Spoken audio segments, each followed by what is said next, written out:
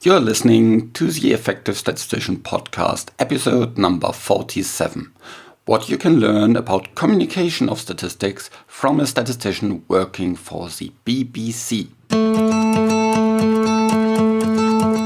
Welcome to the Effective Statistician with Alexander Schacht and Benjamin Pieske, the weekly podcast for statisticians in the health sector designed to improve your leadership skills, widen your business acumen, and enhance your efficiency.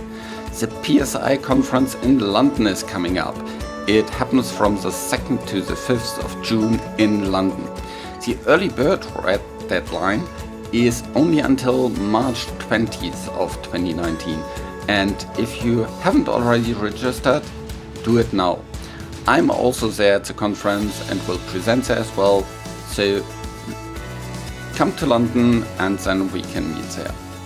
It's really the best conference for statisticians that I can think of, especially for those that work in pharma or CRO. It's really applicable to your day-to-day work. There's no kind of ivory tower research in there. It's all very, very relevant and practical. So just go to psiweb.org, check out for the conference and register today. In this interview today with Robert Cuffe, who is actually one of the keynote presenters at the conference, we talk about what we can learn from him being a professional communicator and explainer of statistics to the lay community. What we can learn in terms of training non-statisticians and what kind of things we need to take into account when we work on publications, when we communicate data from clinical trials, as well as what, a little bit of a behind-the-scenes view in the BBC, which is also pretty interesting. So stay tuned and have fun listening. This podcast is created in association with PSI, a global member organization dedicated to leading and promoting best practice and industry initiatives. Join PSI today to further develop your statistical capabilities with access to the special interest groups, the video-on-demand content library, free registration to all PSI webinars, and much, much more. Visit the PSI website at psiweb.org to learn more about PSI activities and become a PSI member today. By the way, if you register for the conference, you also become a PSI member.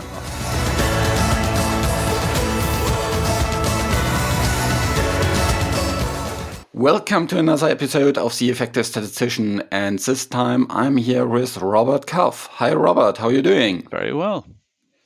Okay, very good. So Robert has taken on a very, let's say, unusual career step as a statistician from the pharma sector and has now started to work for the BBC for quite some time.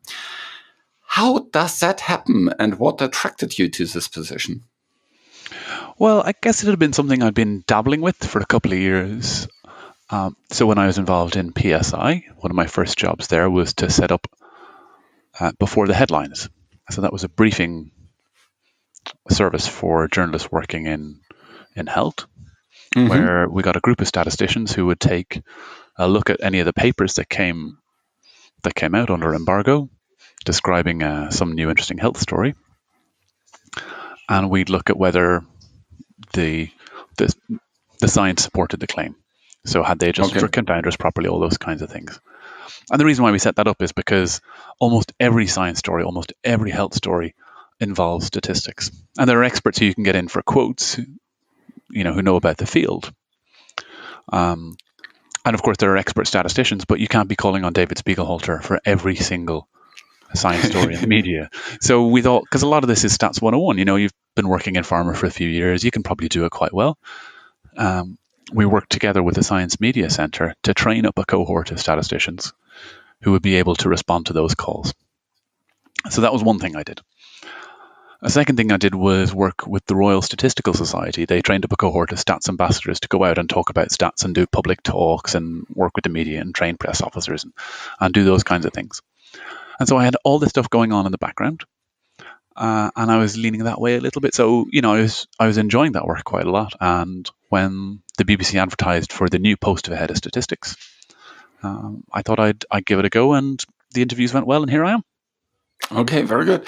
And you have been the chair of PSI for some time. Did that play a role in your interview process? I think it was more the work that I'd already done with the Science Media Centre and the kind of the press-facing stuff. It's certainly true that being involved in PSI and being involved in the RSS and volunteering led to a lot of the opportunities that got me the job. That's unquestionably the case. In fact, I think almost every break I got, both when I was working in pharma and with my move into the media, is kind of as a result of something extra that I did, and a lot of that is I put down to PSI. Yeah, that's actually a very, very nice learning for all the listeners, that there's lots of opportunities that just open up through this volunteering work, and you don't know exactly what kind of opportunities you get, but it's for sure quite a nice investment into PSI. You may be biased in saying that. I think it's true. Of course, it's true. When you're working on the projects, you get to see a certain level of responsibility, and it's only when you join these committees that you're building all those soft skills. Getting people to kind of cohere around what we want to do, that will be useful to you when you step up to the project role or you're stepping into management. So you do get kind of training wheels way of building those skills. So yes, and you never know what things will flow from that. So you just kind of do what you're interested in and see where it goes. Yeah, for sure. You get much more kind of external exposure through that. So that's for sure. So not as an employer, you might not want that, but on balance, it's better that your staff are well trained and learn that thing. So when I was in PSI, I found that most employers were willing to take the risk that someone will get poached in order to ensure that they're better employees. Yeah, and of course, there's also a benefit for the employers that they get more visibility through that as well. So yeah. Win-win. I think, yeah. In terms of your new job at the BBC, what are you doing there from a day-to-day basis now? Helping journalists find and tell better stories with numbers. And how does it work? Is then these journalists, do they, just step by your desk and then ask you questions, or how does that work? It's a couple of different things. So one is, yes, I'll absolutely help journalists on individual questions. They have a survey has come in, or they're doing a freedom of information request, and they want to understand what they can say about that, or how they can explain the numbers appropriately. I'd also sit in on the editorial meetings. So the big stories that are running through the day or the week, there'll be kind of a conference that will happen at 9 a.m. and then again at 3 p.m, where all of the different programs in the BBC and all of the different specialists groups get together and say, how are we treating this story? Are we making sure we're doing it right? And that's my opportunity to come in and say, well, do you know what? I'm not sure we can go on this, or we need to put this caveat in. So kind of helping at the editorial level as well. And then there's a general kind of culture and skills building part as well that you'd be familiar with. It's part of any large organization. So the BBC is a massive employer of journalists. There are some people I've come across who are just amazing on numbers. I mean, they don't need a statistician to help them understand what they're doing. Mm-hmm. And of course, there's a variety of confidence and expertise around numbers, and some people do need a lot of help, even with the very basics of calculating a percentage. And so it's my job to make those people more comfortable. And obviously, I can't reach everyone when there are 2,000 journalists in the company. And so it's about creating networks of people who can help each other, building training materials, all those kinds of things that help to kind of up the base level. So the kind of training non-statisticians on statistics kind of things that you would do in pharma quite a lot as well, yeah? Yeah. And, it's already the case that the BBC would train their journalists on how to think about surveys, how to think about numbers, how to be confident. Kind of one of the early things I did when I joined the BBC was go on their week-long training program for new young journalists. And they did spend quite a bit of time thinking about numbers on that. But it's making sure that you kind of ingrain all those lessons again and again and again to make sure that they really take hold. Okay, very good. In terms of your job now, you also sometimes appear kind of live or recorded on the news yourself, not just through journalists. Did you get any special training for that? Oh God, yeah. So even as part of my interviews, in fact, they brought me in. So the first interview was a normal kind of panel. The second one, I sat down in the main BBC News studio where they'd put out the 6 o'clock or the 10 o'clock news, and we did a mock interview with one of the presenters. And I have to say, first of all, obviously, absolutely terrifying, because most interviews are scary enough. But if your job prospects hang on it, it's even worse. And secondly, it was amazing the skill of the presenter. She was phenomenal because she was so charming and so good at putting me at my ease. When somebody's really listening to you, as you're getting ready and you're sitting in the seat getting ready to be interviewed, and as someone it just asks you questions. Oh, you're working in the pharma industry, you work in health. What do you think about how we cover stats, or what kind of things do you do? And then really listening to what you're saying, and then asking you another question that's a follow on. They've thought about what you said, so really kind of you feel like you're in the spotlight of their attention.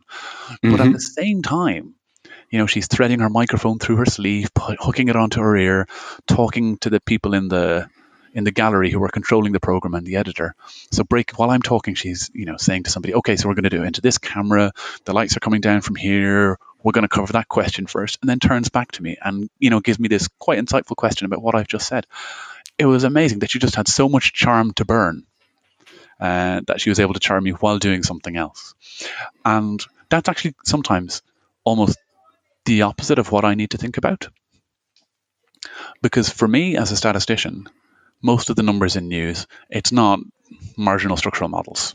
We're not doing these, inverse probability weighted analyses. It's about making sure that numbers are communicated simply and clearly. And we can talk about that a bit more in a minute.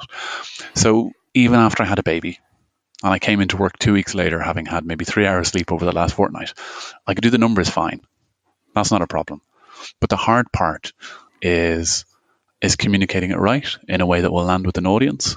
And that's where I've had to learn an awful lot in the course of my first year or two here. But you asked me about training for appearance. Yeah. And so yes. So as soon as I arrived, they sent me on courses writing for TV and radio, how to do 2 ways. A 2-way is like an interview where you're sitting with somebody and they're just asking you questions. So how to do that well on television, how to dress for telly. We had some fun where I was standing in the main newsroom again, waving at numbers on a screen and guiding people through it and still looking at the camera. And there was another exercise where they got my autocue to break halfway through. Okay. And I had to keep on going. So lots of things where they just test you a little bit and push you outside. This is what you're supposed to do. This is what you do when things go wrong. Yeah. In terms of that, you mentioned at the first thing you did some training on writing. What was kind of your key takeaways from this training on writing? I think the main one is, it depends on what you're writing for. Okay, so having your audience in mind is the first one. Yeah, always have your audience in mind, but not just your audience, your medium. So if you're writing for radio, it's different to if you're writing for television or for online. So for online, you can get all the facts in quite a slow way. If you're writing for TV, you need to really hit people very quickly.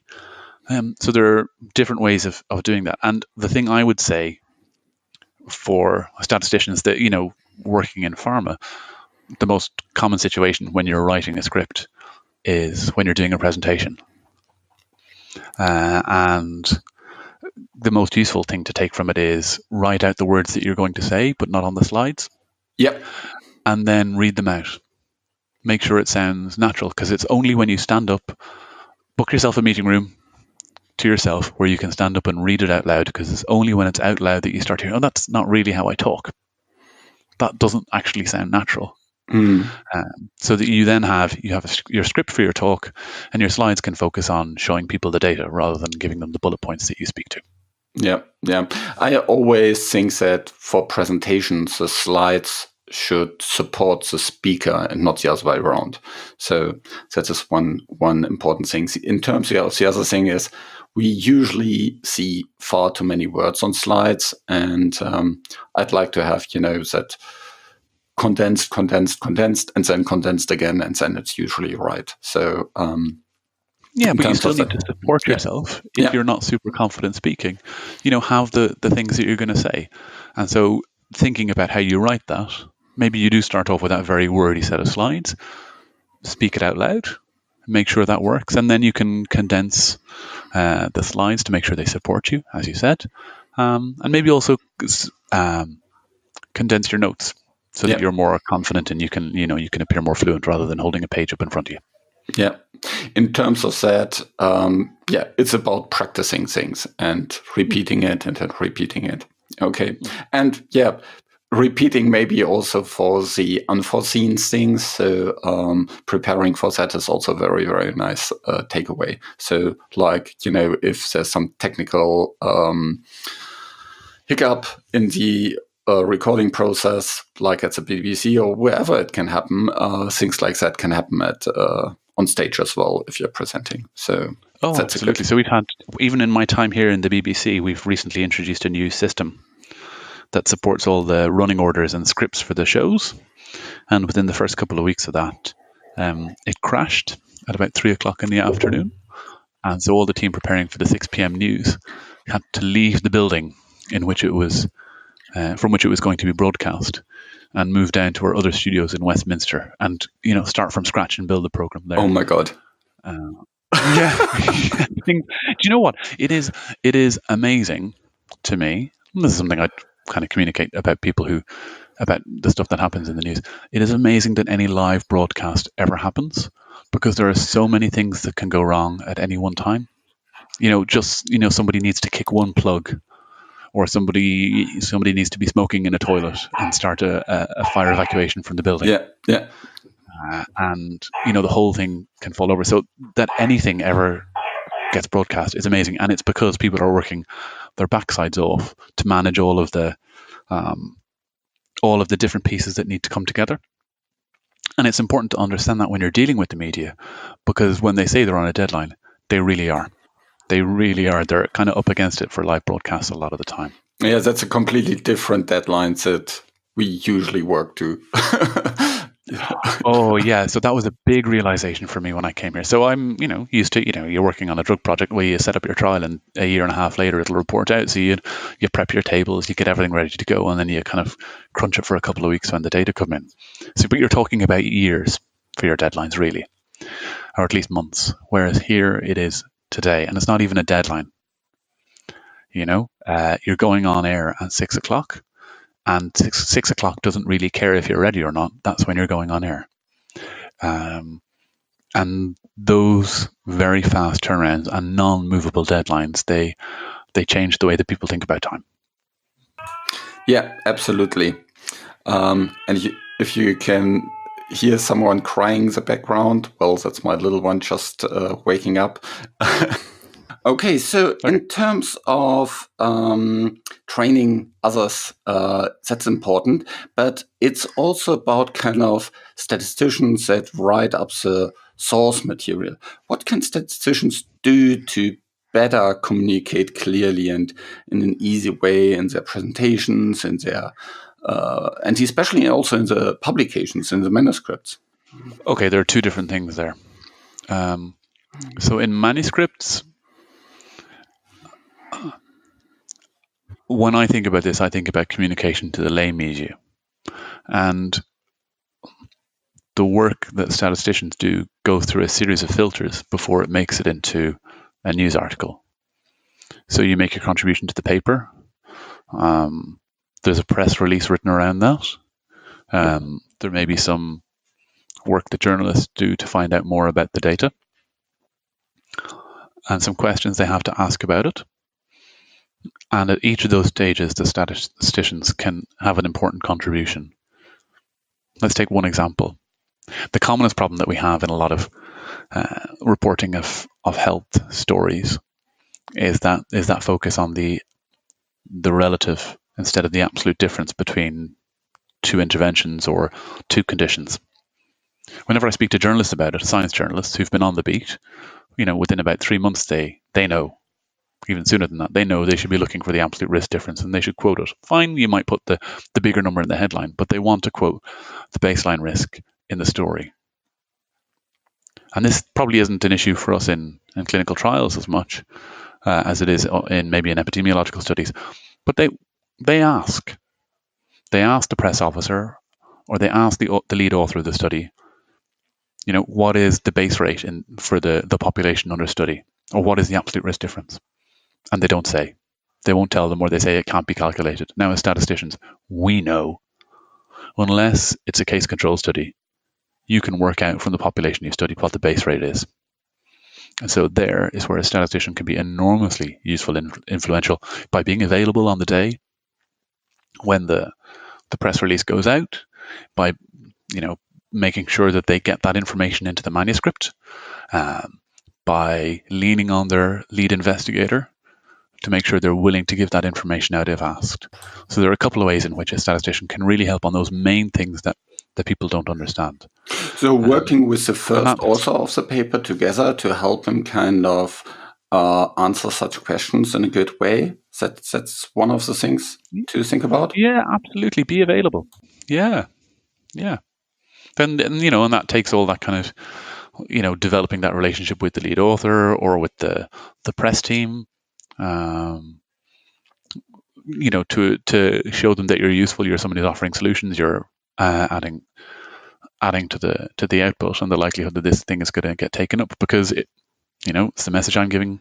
And in fact, the health journalists who were here long before I ever arrived are giving people is, we want to know what that information is, and you've got to include it. So I think that's one of the ways in which statisticians can be very helpful in the communication of data in papers. Okay, very good. Yeah, I'm always a big fan of reporting all this together, because when you just hear, well, the relative risk is 2 or something like that, I don't really get personally a lot from that unless I'm an expert in the field and I know what the base rate is. But otherwise, it's really useful for that. So another topic that actually, just to go on that a little bit more.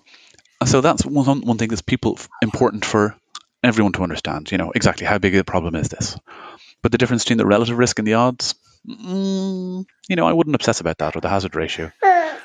When it may be important in a technical context, but when you're talking about the lay audience, unless it's one of those situations where you've got like a very, very frequently occurring condition, as long as the odds is a reasonable approximation of the risk to within, if it's 2.3 instead of 2.4, who cares? You've got to focus on the stuff that will drive the most important part of the story as well. So we sometimes have to be a little bit flexible in terms of what and think about the audience. And the important caveats and numbers to get across. So there needs to be kind of sometimes a little bit of a trade-off between precision and communication in such a way that it's easy understood. Yeah. Yeah. Okay. Yeah, exactly. Okay, and the last point that I would like to speak with you about is actually your presentation at the PSI conference. So you are one of the keynote speakers for this year's PSI conference in London. Anything you would like to talk to our listeners about that? What kind of, any kind of things that would encourage them to listen to it? Oh, it's going to be amazing. It's going to be fireworks. Actually, if you have listened to Robert on a presentation at a PSI conference, he's a very, very good presenter. So it will be pretty surely amazing from a delivery point of view. But from a content point of view, what will you talk about? Well, so the first thing to say is we're going to be turning off the recording. It's not something that's going to be available online afterwards, because this is an interactive experience where I'm going to be putting the audience in the newsroom and asking them to to write up a breaking news story on the basis of some stats. So they'll get that real feeling of what it's like to be a journalist and what it's like to work in the media. And there's not much point to just watching people do that on a video, because you're watching people just sit there and panic for 5 minutes. Doesn't make for very good audio or television. And the second thing is we want to talk in detail about some of the kind of the more entertaining examples that we've discussed in the BBC. Awesome. I'm really looking forward to seeing you in London, and of course I'll be there as well. And thanks so much for the interview. That was a very, very special kind of situation for me to actually interview someone that is professionally working for a broadcast organization. And while dangling a baby on one arm. Actually, while dangling a baby on one arm, that didn't sleep long enough for this interview. Oh no! Was she supposed to do her 2 hours? Okay, thanks so much. I've been there. Right. This show was created in association with PSI. Next week, you'll learn about a survey on data science, so stay tuned for that one. Thanks for listening. Just visit theeffectivestatistician.com to find the show notes and learn more about our podcast to boost your career as a statistician in the health sector.